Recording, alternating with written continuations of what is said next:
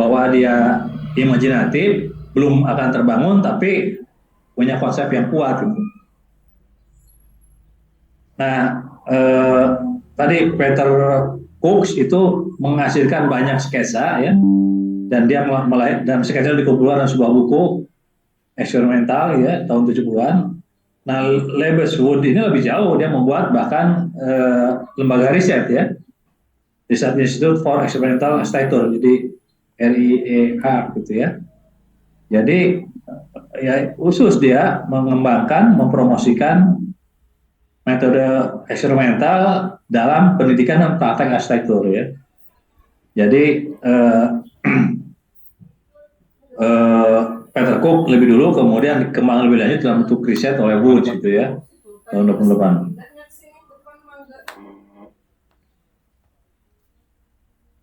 Nah, jadi kata Woods tadi, di samping bahwa dia tidak perlu bangunan, tapi yang di luar gagasan tentang bangunan gitu, dia tentu aja sebagai arsitek berpraktek ya untuk membangun ruang arsitektur yang tadi yang terbangun gitu ya, yang terbangun gitu. Nah, tetapi di luar yang realistik gitu ya, dia juga membayangkan ada metode desain yang seolah tanpa batasan aturan konvensional gitu ya. Jadi melampaui aturan-aturan mungkin tentang struktural yang ada sekarang gitu ya, melampaui tipologi ya, melampaui apa ya tadi karakteristik modernitas, melampaui apapun yang dianggap aturan-aturan baku hari ini gitu ya. Ya, dia ingin membayangkan ada sebuah peraturan yang berbeda gitu, yang alternatif, ya. Bukan berarti tidak ada aturan, tapi aturan alternatif ya, yang dikembangkan sendiri, yang dibuat tadi eksperimental, sehingga ya tadi arsitektur eksperimental bukan arsitektur fantasi, tapi arsitektur yang dilandasi oleh gagasan tentang bangunan. Jadi kuncinya gagasan, konsep tentang arsitektur gitu ya. Nah, ada tiga pendekatan gitu ya kalau kita bicara ini katanya. Jadi ya tentu yang paling ini apa namanya, gagasan yang itu gagasan seperti apa namanya, eksperimental itu ya, sesuatu yang menyebar juga dari arsitektur yang ada, yang modernitas, tapi dia masih bisa diterima oleh masyarakat kini gitu ya, oleh masyarakat kontemporer, dan bisa dibangun gitu kan ya. Jadi itu yang arsitektur yang realistik gitu, arsitektur yang menggunakan kaidah-kaidah eksperimental, artinya dia menyebal dari kaidah baku gitu, tetapi dia masih mungkin diterima oleh masyarakat hari ini gitu ya, kontemporer, sehingga dia bisa dibangun kan. Nah, itu pendekatan realistik. Nah, di sisi yang lain ada juga pendekatan utopia ya. Nah, utopia itu utopis ya, sebuah harapan ideal gitu yang bisa terjadi hari ini atau terjadi di masa depan, atau bahkan tidak akan terjadi juga gitu ya. Utopia gitu, suatu harapan masa depan yang diidealkan gitu ya, yang entah kapan bisa diwujudkan gitu kan. Ya, nah karena itu saya beberapa karya tadi siapa Woods maupun karya Peter Brook itu ada gagasan-gagasan yang luar biasa ya, pikirnya, idenya luar biasa, tapi sampai saat ini pun gitu tidak pernah terbangun. Tapi sebagai karyanya, sebagai sketsanya, sebagai gambar arsitektur, sebagai ide arsitektur, dia adalah karya arsitektur gitu. Ya, itu yang utopia. Nah, yang kedua sebaliknya distopia. Distopia itu kan berangkat dari justru kehancuran gitu ya. Jadi yang kemarin di apa? Mungkin saya bisa di mata yang lain ya. Kan kita tahu bahwa arsitektur itu berkembang ya, tapi ketika sudah mencapai puncak dia bisa terjadi penurunan kan, ada dekai gitu ya, ada pembusukan ya, ada apa namanya, seperti sebuah kota ya, atau seperti sekarang misalnya pusat perbelanjaan kan, sekarang kan kemarin sampai tahun 2000-an 2010 ya, 2020 mungkin tuh mall itu kan luar biasa gitu ya, tapi ketika masuk gerakan apa internet, big data ya, dan pembelajaran online dan sebagainya gitu ya, kan fungsi-fungsi mall sudah mulai menurun itu ya, digantikan oleh belanja daring kan. Nah, sehingga banyak-banyak mall yang bangkrut. Nah, itulah kebangkrutan itu berarti terjadi penurunan, terjadi apa sampai akhirnya mungkin terjadi seperti dengan apa the end of space ya, kematian arsitektur. Ada ruang-ruang di kota yang menurun apa ini ya, perlu di retrofitting ya, perlu di retrofitting, atau juga ada apa kelelahan mungkin ya, kota itu kelelahan dan itu harus di retrofitting gitu ya. Seperti Braga itu berapa kali dia mengalami itu gitu ya, kolonial, tapi Braga termasuk yang berhasil kan, dia di retrofitting gitu ya, masih tetap hidup sekarang. Tapi ada beberapa misalnya seperti apa, mungkin daerah Cadasnya itu ya, yang atau ada sekarang mulai lagi di retrofitting juga di mana Gudang Utara ya, gudang-gudang bekas tentara itu, bekas tempat senjata dan sebagainya kan udah kosong gitu, yang sudah hampir tadi terjadi pembusukan, terjadi kematian ya karena dia sepi dan sebagainya, rusak juga sebagainya. Sekarang di retrofitting dengan penggunaan menjadi kafe, menjadi ruang apa co-working dan sebagainya kan. Nah, jadi distopia ini adalah justru kalau tadi utopia adalah yang ideal di masa depan, justru distopia itu adalah bagaimana hasil eksperimental ini membangkitkan kembali misalnya kota-kota yang sudah mati ya, atau bangunan yang sudah menjadi hantu gitu ya, ruang hantu dan sebagainya. Jadi itu distopia. Nah, tapi dalam distopia pun gitu ya, bisa aja terjadi solusi yang realistik gitu ya, atau sebaliknya bisa juga menjadi solusi yang utopia gitu ya. Nah, itu nanti kita lihat beberapa contohnya gitu ya.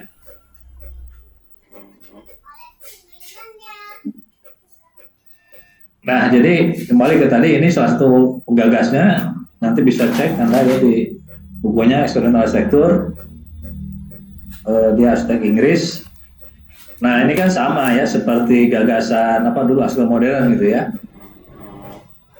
mengubah apa perilaku masa abad pertengahan ya, yang skalanya gigantik, penuh dengan ornamen dan sebagainya, itu menjadi apa skala manusiawi, konsep apa efisiensi gitu ya, fungsional, kemudian apa dapur abad pertengahan yang besar gitu ya, menjadi Frankfurt Kitchen ya, yang efisien itu hanya dengan 2x1 meter ini sebuah dapur yang efisien kan. Nah, itu kan arsitektur modern pun itu tidak ujuk-ujuk mengubah perilaku masyarakat ya, tetapi arsitektur modern juga memulai dengan membuat majalah, jurnal gitu ya. Le Corbusier, kemudian dulu apa Watergroup itu membuat jurnal kan. Dalam rangka apa? Dalam rangka tadi mengubah pikiran masyarakat ya, mengubah kesadaran masyarakat. Nah, Peter Brook pun sama, dia membuat majalah Arsigram ya. Jadi gagasan-gagasan dia gitu ya, agar eksperimental dia itu, ide-ide yang revolusionalnya itu, rancang yang tidak biasa, yang tidak mudah diterima ya, dia sampaikan, didesimulasikan di dalam sebuah majalah yang kemudian menjadi buku eksperimental arsitektur gitu ya. Jadi ya dia melakukan pembacaan kritis terhadap karya arsitektur modern, terutama modern akhir juga ya, yang tadi sudah terjadi kejumudan, kebukuan, ortodoksi, sehingga dia membuat gagasan-gagasan yang eksperimental gitu ya.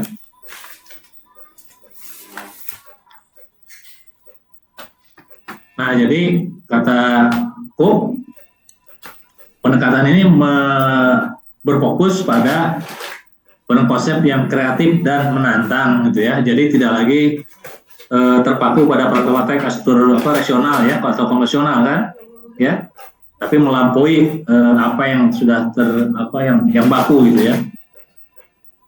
Jadi tujuannya katanya nih ya seperti seniman gitu ya, seperti Anda pelukis abstrak itu tanpa batasan gitu kan. Bagaimana mengeksplorasi pikiran ya, kemudian pikiran arsitek untuk sampai gagasan inovatif ya, dan itu bisa menyangkut ya metodenya ya, perancangan, bisa konseptualnya, bisa teknologinya, material, dan juga desain arsitekturnya gitu. Jadi tidak melulu pada bentuk sih ya, tetapi pada ya semua elemen dalam bidang arsitektur, baik sebagian maupun keseluruhan komponen gitu ya. Nah ini contoh dari Ibu juga lihat ya, pernah lihat gagasan dari Peter Cook ini. Ya ini kan sebagai gagasan, sebagai karya ya terkenal ya, tetapi dia kan tidak pernah terbangun sampai hari ini gitu ya. Ya ini kan ini bagian dari hampir 1000 dia menulis gagasan tentang rasionalnya itu, revolusionernya gitu ya, gagasan-gagasan yang provokatif gitu ya.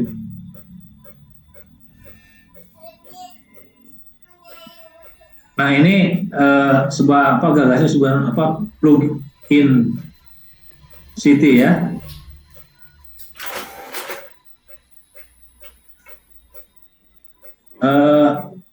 Ya sebenarnya ini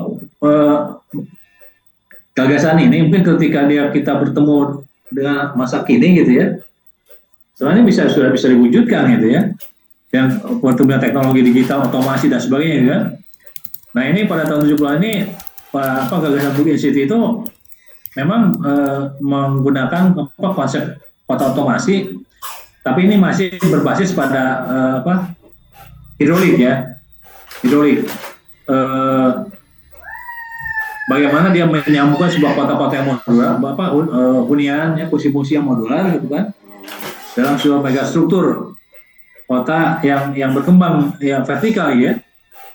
Bahkan vertikalnya pun dia dengan struktur yang terbalik gitu kan, ya, dengan struktur ini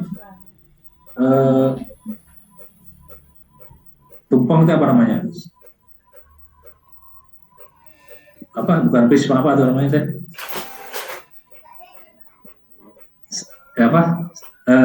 Bentuk ya?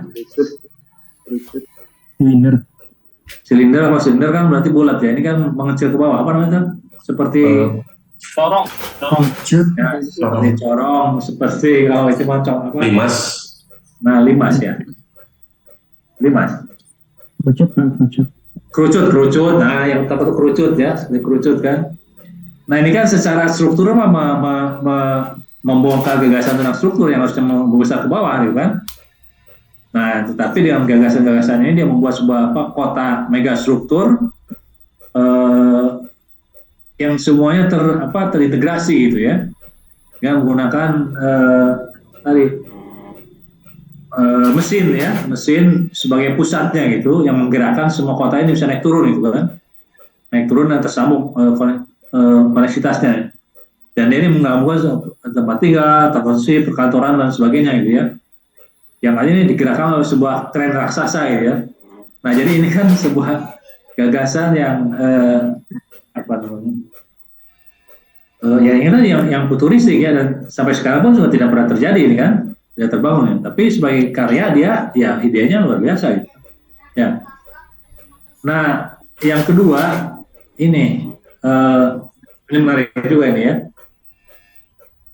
istilah The Walking City ya.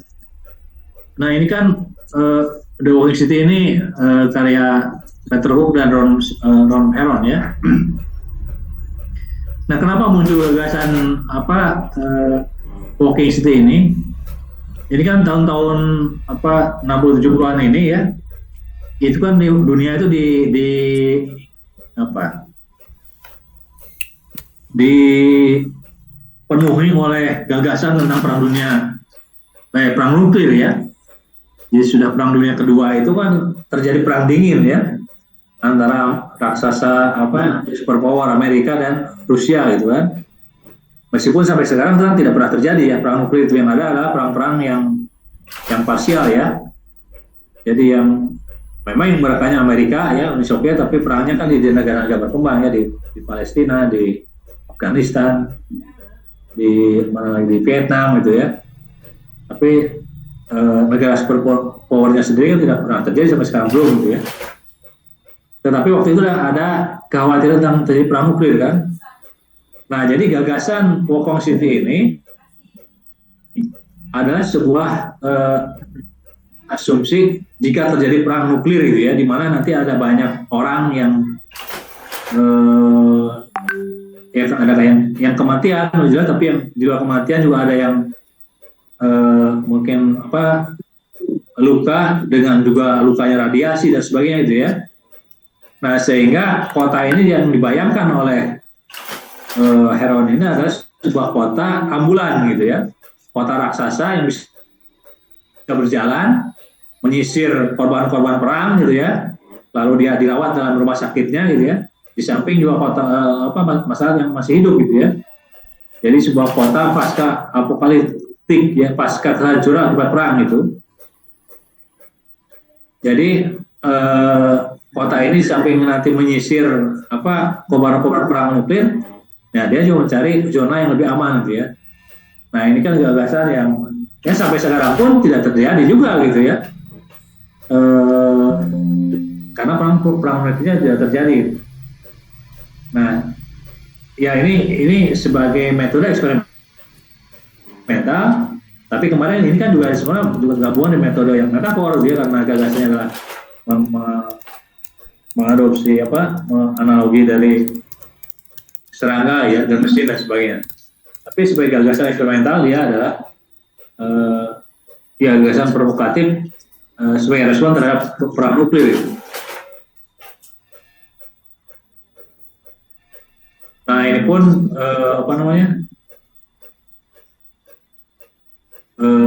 ya kalau terjadi sekarang saya kira ini tadi ada smart building, ada digitalisasi, otomasi kan sudah lebih maju gitu ya. Kalau dulu kan robot-robot raksasa yang juga masih tidak sepenuhnya digital gitu ya. Oke, soal metafor saya sudah dibahas kemarin ya dalam pendekatan metafor. Tapi yang ingin dikenal gagasan eksperimentalnya di sini. Ini terbangun gitu ya. Gustavus Gras Museum gitu ya. Ini karya Peter Cook dan Fournier tahun 2003 gitu ya. Jadi ini sebuah gagasan eksperimental tapi realistik gitu ya. Kalau tadi kan ini utopia gitu ya. Ini juga utopia ya. Nah tapi Peter Cook juga membuat yang realistik karena dia terbangun kan. Ini di sebuah museum yang disebut seni ultra modern di Austria ya, di Turnhouse. Nah, jadi ini kan di tahun 2000-an ya. Tahun 2000-an Peter Cook itu sudah membayangkan sebuah kota ya dengan yang sekarang arsitektur ya tadi smart arsitektur gitu ya, menggunakan sensor kulit bangunan sebagai sensor gitu ya. Sebagai sensor energi untuk menggunakan energi matahari ya, berbasis fotovoltaik untuk menghasilkan pencahayaan dan energi gitu kan. Nah itu tahun 2000-an ini sudah digagas dan itu terbangun gitu ya di kota budaya ini gitu, di Austria ini gitu. Jadi dan ini kulitnya ini menjadi sebuah media seni kontemporer dan ini menggambarkan sebuah tidak hanya tadi kulit untuk menampung energi matahari tapi juga sebagai media seni gitu ya. Yang dibuat dari panel kaca akrilik ya, transparan, sehingga menghasilkan ekspresi seni ya, tapi sekaligus juga aplikasi sel untuk energi matahari gitu. Nah itu dari sisi teknologi eksperimentalnya ya. Yang kedua juga dia menggunakan metafor alien ya, seolah-olah alien yang ramah katanya ya. Nah jadi ini gagasan eksperimental yang bahkan diterapkan pada, kalau kita lihat yang di bawah ini kan ini kota-kota bangunan lama gitu ya. Jadi dia begitu saja datang lahir sebagai alien seolah-olah gitu ya, yang hinggap di bumi kota lama itu dengan struktur dengan struktur bangunan atap jure ya, atap limas. Dan dia kontras ya, sebuah bangunan yang kontras dengan konteks sekitarnya gitu ya, kontekstual tapi kontras. Saya juga sama dengan saya juga sama dengan saya berusaha lama kan kalau kali keluar misalnya segitu ya saya kan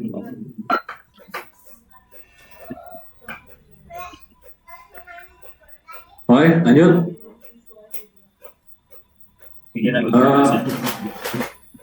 Nah, yang kedua adalah Lebeswood ya. Lebeswood tadi bahkan ya tahun 80-an ya, 88 dia dengan istrinya ya. Pak Sumarlin, Pak M, dulu kalau mute dulu. Ternyata sih gitu, kalau kita sampai SD sudah. Pak Sumarlin, mohon izin, suaranya bocor, Pak Sumarlin. Oke, baik, terima kasih Pak. Ya, jadi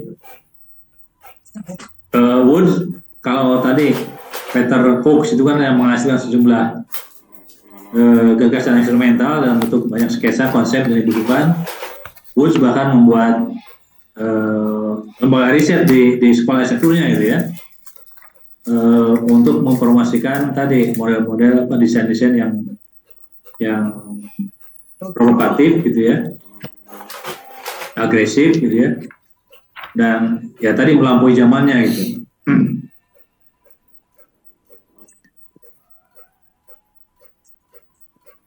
Nah ini karya-karyanya sama juga, ada yang gagasan hanya utopia ya, tapi juga gagasan yang realistik, bahkan sebagian itu karya-karya yang terbangun tapi juga berkaitan dengan aspek distopia gitu ya. Ini contoh misalnya di proyek untuk San Francisco ini, jadi San Francisco tahun 80 ada gempa bumi ya. Kemudian juga di kota Havana ya, dia membuat ya rancangan kota di tepi pantai untuk banjir gitu ya.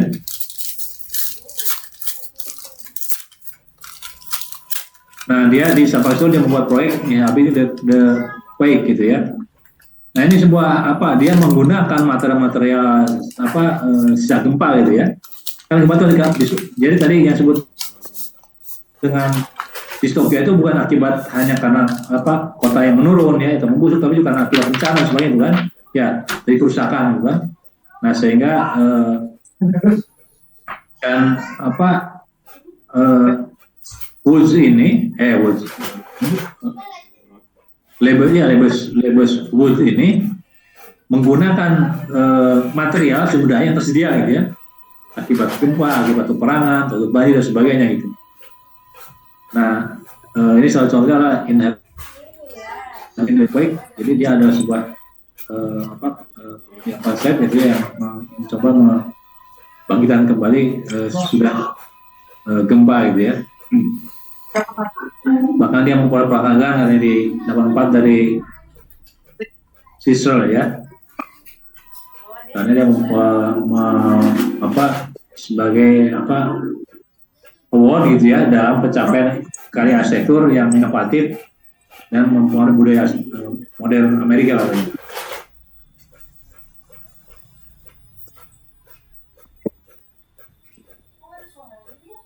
Nah ini di Sarajevo gitu ya. Nah saya ini tidak tahu yang memang terbangun atau tidak gitu ya. Sama nih, ini perang Sarajevo itu kan juga perang antara Bosnia dan waktu itu pecahan ini kan Soviet ya, Herzegovina ya, yang Bosnia itu jadi perangan, ada titik kehancuran. Nah dia membuat ini konsep pemukiman yang konsep labirin time wall gitu ya. Sama ini dari menggunakan material yang hancur akibat perang gitu ya. Dia membuat gagasan kota labirin gitu ya, yang tadi yang juga mampu untuk tadi melindungi masyarakat yang sedang berperang gitu ya. Nah, bagus. Nah ini utopia gitu ya. Dia membuat serangkaian eh, kota yang ada bahkan dengan Pal City ya, sebuah kota ini sama seperti tadi Blue City ya. Gagasan ini adalah sebuah gagasan kota yang utopia gitu ya. Hanya konsepnya belum selesai, tidak terbangun. Jadi dia mencoba sebuah kota terapung gitu ya.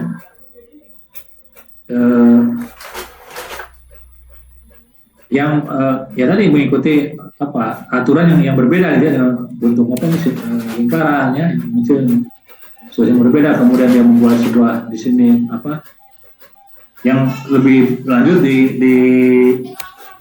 di pada desain berikutnya seperti parasit gitu ya, sebuah parasit yang menempel pada yang sudah ada gitu.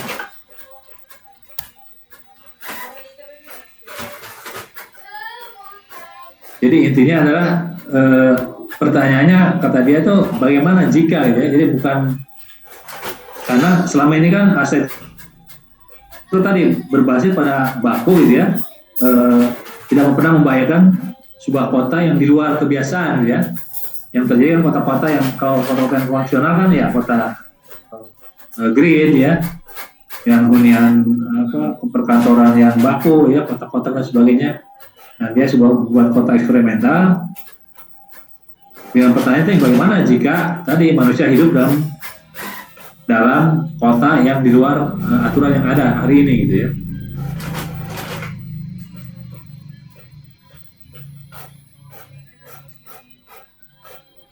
Nah ini yang kedua, ini juga konseptual ya. Dia karena idenya dari karena pikiran Einstein gitu ya. Karena dia Einstein sebagai orang yang cerdas gitu ya, harusnya dia diabadikan kecerdasan itu. Dia berikan sebuah kota di bawah tanah ya, atau kota di dalam di gunung kapur, atau bahkan kuburan luar angkasa yang bagi Albert Einstein dengan simbolisasi atau metafor kecerdasan mengawetkan gitu ya, kecerdasan Einstein gitu ya, yang dibuat semacam tadi ini sebuah kota dan makam yang bisa masuk ke dalam tanah, masuk di luar di atas upper structure gitu ya. Nah ini juga terbangun sebuah proyek Havana tadi sama seperti San Francisco. Ini konsep untuk asetur responsif banjir gitu ya. Nah dia membuat ini di Pantai Malecon, Laut Havana ini membuat sebuah serangkaian struktur raksasa gitu ya, dari lempengan logam ya, baja itu, yang dia bisa naik turun gitu ya. Bisa naik turun terangkat gitu ya, sehingga ketika terjadi badai atau banjir dia huniannya itu tetap aman itu kan.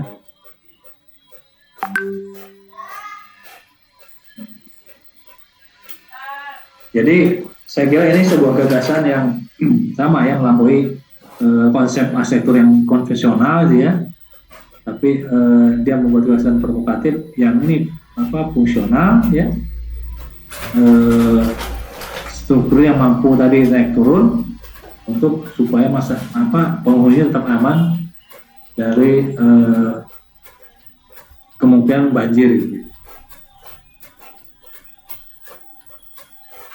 Ini juga terbangun ya di Austria juga. Nah saya kira Austria itu termasuk pemerintah Australia, saya kira masalah yang progresif gitu ya. Jadi saya kira kalau mungkin pemerintah Indonesia atau masyarakat Indonesia belum akan mudah menerima itu ya. Tapi masyarakat Austria itu ternyata bisa menerima gagasan Cook gitu ya, sehingga dia membangun tadi kan museum ultra modern di Austria. Kemudian juga Meta Institute ini ya, yang karya dari disebut tadi gitu ya. Dan ini seperti juga utama modern tadi, dia membuat sebuah bangunan struktur yang diinsert pada bangunan lama gitu ya, pada arsitektur abad pertengahan juga ini kan. Ya. Ini dia membuat sebuah semacam juga ini apa metafor dari serangga gitu ya, serangga, dan ini terbangun gitu ya. Biasanya.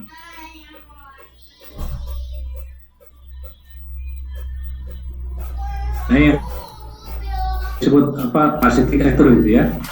Kalau ini masih ada gagasan-gagasan ya belum ini. Jadi membuat sebuah apa fungsi baru ya, program baru, tempelan yang berbeda pada bangunan yang sudah ada gitu ya. Jadi bangunan model yang sudah ada yang kotak-kotak gitu, yang membosankan ya, dia membuat sebuah struktur yang seolah parasit nempel gitu ya pada bangunan yang sudah ada, dan dieksplorasi gagasan itu kemudian hasil proses dengan parasitik gitu ya.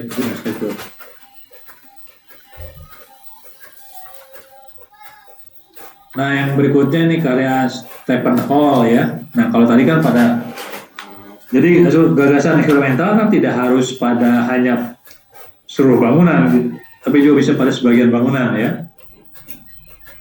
Ini ada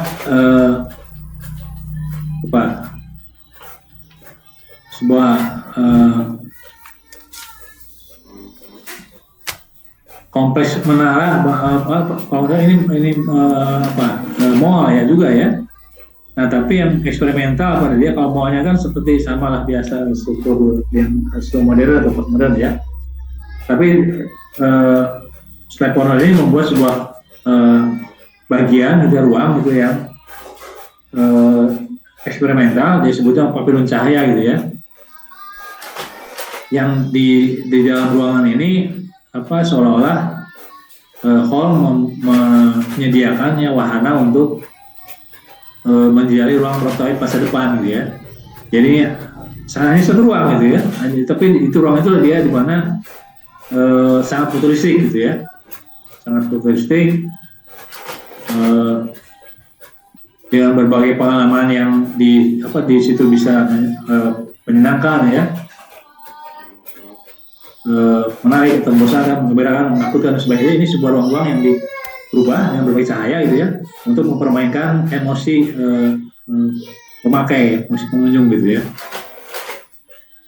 Nah itu dia hanya beberapa satu bagian dari ruang keseluruhan gitu ya.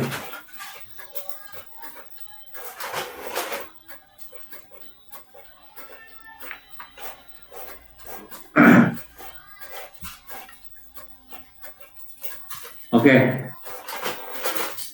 Saya kira ini terakhir gitu ya. Nanti silakan bisa melihat. Yang ingin disampaikan dengan ini, sebenarnya kalau kita lihat ya, eksperimental itu juga memang dalam setiap masa saya kira gitu ya. Semua hal yang perubahan itu pada awalnya memang justru dimulai dari gagasan eksperimental gitu ya. Kalau tidak ada gagasan eksperimental, mungkin tidak lahir hasil modern itu kan. Ya, kalau tidak ada gagasan eksperimental, tidak ada lahir hasil postmodern itu. Jadi gagasan-gagasan eksperimental itu semua yang dimulai ya dengan gagasan-gagasan yang berbeda, yang baru ya, perubahan itu dari apa yang sudah ada gitu.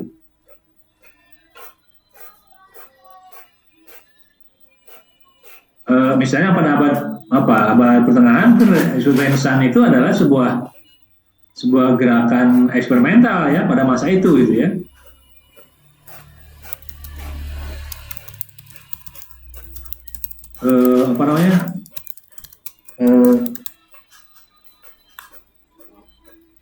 Kan pada abad pertengahan itu kemudian sampai pada asultasi kan munculkan arsitektur yang ya berbasis pada rumus golden section kan pada itu gitu ya. Muncul orde klasik, ionik dan sebagainya gitu kan. Kemudian berkembang menjadi arsitektur Romawi gitu kan. Tapi sampai abad sebelum revolusi industri kan yang muncul kemudian adalah neoklasik gitu ya. Hanya pengulangan gitu kan. Ya, kemudian tadi muncullah gerakan misalnya kelahiran kembali gitu kan, pemikiran-pemikiran yang mencoba berbeda. Nah itu barangkali pada masanya disebut gerakan eksperimental ya.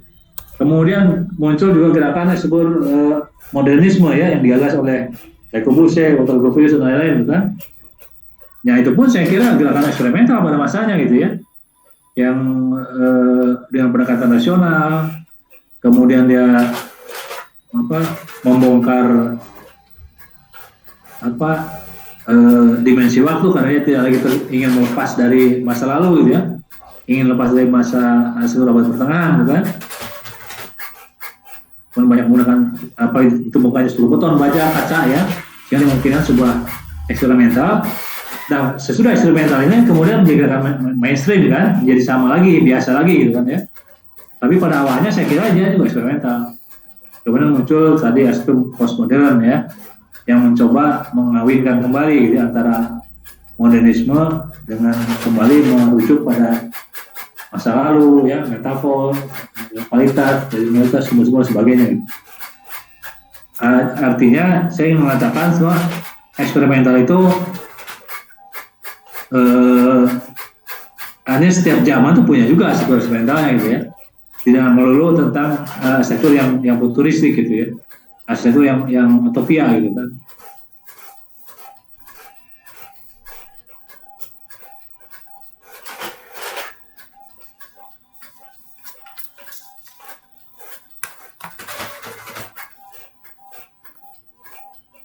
Ya apa namanya? Dan tadi seperti saya katakan ya, arsitektur itu tidak apa namanya, tidak hanya seni terbangun gitu kan, ya dia gambar sketsa pun dia sudah menjadi seni yang bisa dijual ya.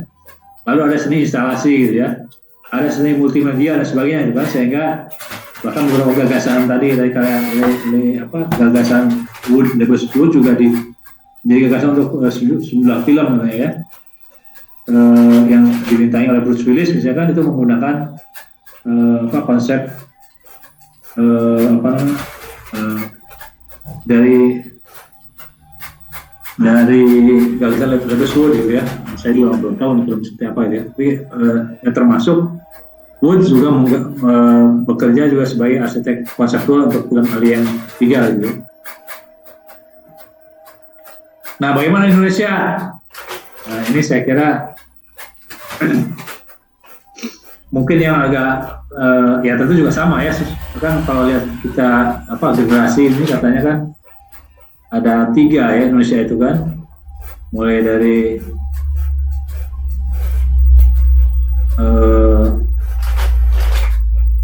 Silaban ya, yang ini generasi pertama ya, yang berpindah luar negeri kan, barat, yang sebelumnya itu asal kolonial kan ya. Kemudian ketika kemerdekaan muncul gerakan arsitektur modern Indonesia, juga mulailah lahir sejumlah arsitek yang berpendidikan luar negeri ya. Kemudian muncul sekolah arsitektur yang dikembangkan di ITB ya, UI dan sebagainya. Mulai muncul gerakan lahir arsitektur modern ya, yang dari pendidikan dalam negeri, generasi kedua gitu ya. Nah, yang ketiga saya kira ini generasi yang tahun 90-an gitu ya.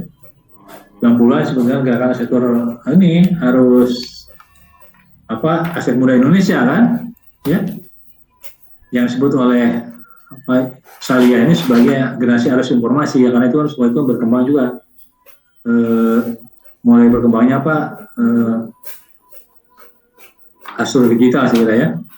Meskipun belum seperti sekarang gitu kan ya, masih yang paling awal gitu kan. Nah sekarang ini belum ada lagi istilah gerakan gitu kan, yang tadi adalah sebuah yang mengalir gitu ya.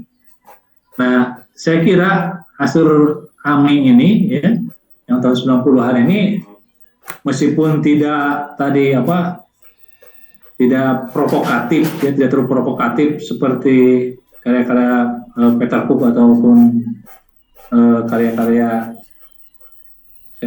Wood tadi gitu ya, tapi dia sebuah gerakan yang disebut sebagai gerakan eksperimental gitu ya, meskipun dalam gerakan yang tidak terlalu tentara, dia juga mencoba menggoyang kemapanan gitu ya. Termasuk ini juga saya kira berimplikasi pada pendidikan arsitektur gitu ya. Pendidikan arsitektur yang pada awalnya saya kira banyak didominasi oleh para senior ya. Dosen-dosen itu sangat dominan gitu ya, mengerahkan karya-karya mahasiswanya. Nah pada saya dengan AMI ini membuat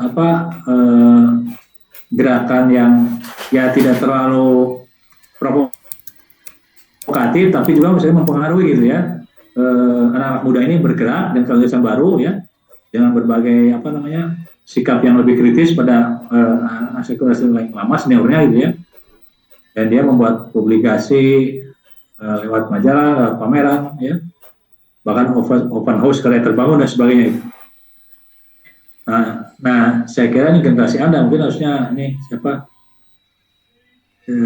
Irfan terus Sidik itu misalnya harusnya membuat sebuah gerakan baru ya, yang juga mungkin harusnya sudah ada gitu ya, gerakan baru gitu ya, yang ini kan sudah 90-an gitu ya, yang mencoba tentu dengan pemikiran yang berbeda dari karya seniornya gitu ya. Nah ini saya kira tadi karya-karya mereka ya, nanti saya kira mungkin di websitenya masih ada enggak gitu ya, arsip yang gagasan-gagasan yang mencoba tadi berpijak pada sektor lokal ya, seperti karya-karya siapa, Yuri Antar itu kan ya, atau karya Andra Martin gitu ya, itu dianggap kan berbeda dengan karya-karya seniornya gitu ya.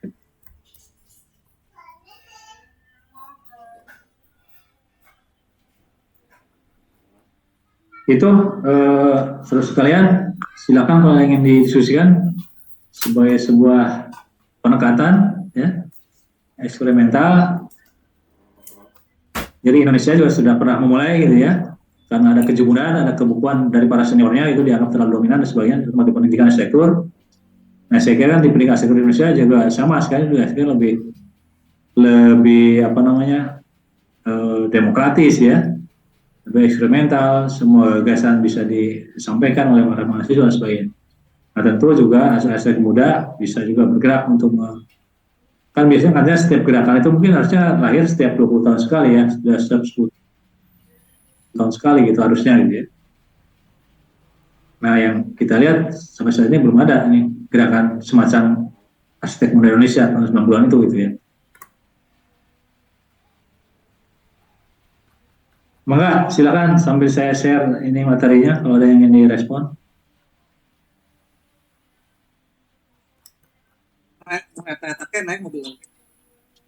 Izin Prof.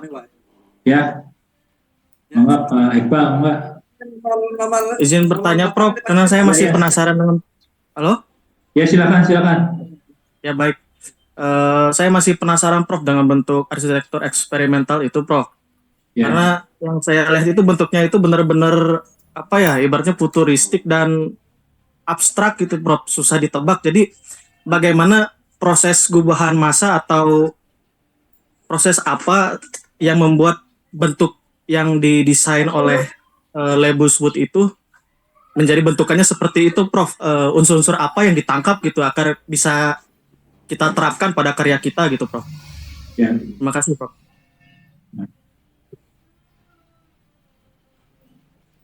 Lagi di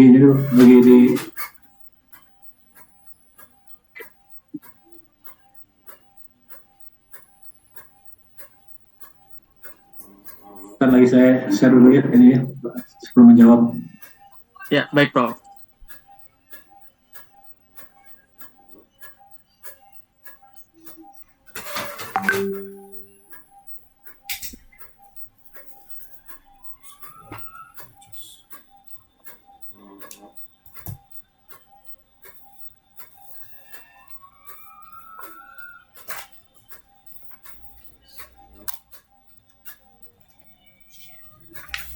Ya oke, sampai share ini kayaknya masih lambat ini. Jadi sekali lagi ya, jadi seperti kata Ul tadi ya, kuncinya kan pada gagasan kan. Ya tentu gagasan itu arsitek tidak seperti seni rupa tadi ya, yang bisa muncul dari langit kan, karena arsitektur bagaimanapun dia adalah berpijak pada realitas bumi gitu ya. Seperti kata Woods tadi, gagasannya tadi misalnya soal di yang distopia tadi kan ya, yang distopia dia kan menjawab ya, merespon kondisi lingkungan kan, akibat perang kan, sehingga gagasannya seperti apa ya, atau akibat dari apa tadi banjir rob itu banjir di laut ya. Nah, jadi gagasannya sendiri tetap dia, karena dia arsitektur gitu ya, dia menjawab situasi ya, menjawab isu-isu yang terjadi pada saat itu gitu ya. Meskipun bisa juga tadi apa namanya, isu itu sesuatu yang juga belum terjadi gitu kan, sama seperti Cook tadi kan, atau apa Heron dia isunya kan ada perang nuklir ya, ancaman perang nuklir, ancamannya kan belum terjadi kan, tapi situasi perang dingin semacam itu gitu ya, yang mengkhawatirkan antara dua raksasa ada perang nuklir sehingga terjadi apokalistik atau terjadi kehancuran total ya. Nah, sehingga muncullah gagasan tentang walking city gitu kan. Ya, jadi sekali lagi yang dipentingkan dari arsitektur eksperimental adalah gagasan ya. Kalau dia ingin tadi untuk menjangkau yang masa depan futuristik gitu kan. Nah, tetapi kan juga tadi ada yang disebut eksperimental itu tidak hanya yang futuristik utopia gitu ya. Bisa juga tadi yang distopia ya, yang menjawab situasi kehancuran hari ini, atau tadi ada pembusukan kota, atau ada kelelahan struktur dan sebagainya gitu kan. Nah, sehingga gagasannya adalah bagaimana menjawab persoalan itu. Yang kedua, yang tadi utopia, nah yang ketiga yang realistik gitu ya. Realistik artinya apa? Realistik itu adalah gagasan-gagasan arsitektur yang memang menjawab masalah hari ini untuk bisa dibangun gitu ya. Tapi dengan pendekatan yang berbeda gitu kan. Ya. Dan itu tentu ya lahir dari kreativitas arsitek kan ini inovasi ya, sikap kritis, topi dan sebagainya. Intinya yang paling rendah itu adalah bagaimana arsitektur eksperimental itu adalah membawa gagasan baru gitu ya, baik dalam metode desain, di dalam bentuk, maupun dalam teknologi ya, dalam material bisa juga ya, hasil riset tadi kan ya, material yang lokal dan sebagainya. Itu termasuk tadi isu isu sejarah kan ya, kan dengan arsitektur postmodernisme gitu kan, tidak ada lagi tidak ada lagi tabu gitu ya untuk menginset bangunan lama misalnya dengan tadi memasukkan unsur arsitektur yang eksperimental tadi gitu ya, di Museum Louvre Paris kan, arsitek AMP itu membuat piramid ya yang jauh sama sekali berbeda kan, kontras gitu ya dengan bangunan lama museumnya gitu kan. Nah, tadi Peter Cook membuat ya tadi sebetulnya bangunan alien gitu yang lama gitu ya, yang sama sekali kontras dengan bangunan lama di konteks itu gitu kan. Nah, itu adalah gagasan eksperimental yang muncul sekaligus dengan konsep postmodernisme ya, dan pemerintah kota mau menerima itu problemnya, yang belum tentu kalau di pemerintah kota yang tradisional di kita itu bisa diterima kan ya. Nah, jadi itu saya kira Pak Iqbal. Ya, baik Prof, terima kasih Prof. Bangga, yang lain. Prof, mohon maaf, attachment-nya salah. Ini yang pekan lalu. Oh ya, salah ya. Sekarang ke-7 ya. Bentar.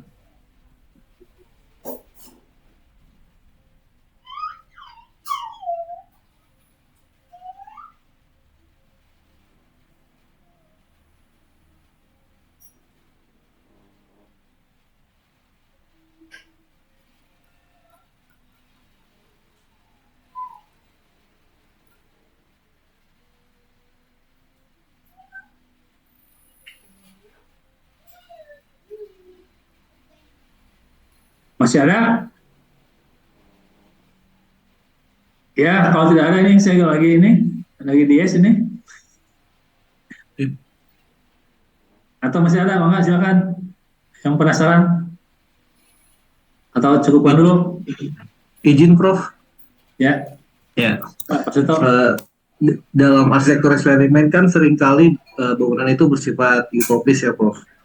Nah, salah satu desainnya menurut saya itu ada Sphere di Las Vegas yang bangunannya berbentuk globe. Dalam perkembangannya itu proses pembangunannya ada penolakan dari masyarakat, tetapi setelah bangunan tersebut digunakan dan jadi masyarakat malah memuji bangunan tersebut sebagai bangunan futuristik. Nah, jadi menanggapi kasus tersebut, apa ya Prof? Bagaimana kita ke depannya apa yang harus dilakukan gitu? Bisa diulang lagi Pak, tadi hilang Pak suaranya, bisa diulang lagi Pak Suto. Oke. Halo? Iya Pak. Pertanyaannya diulang lagi.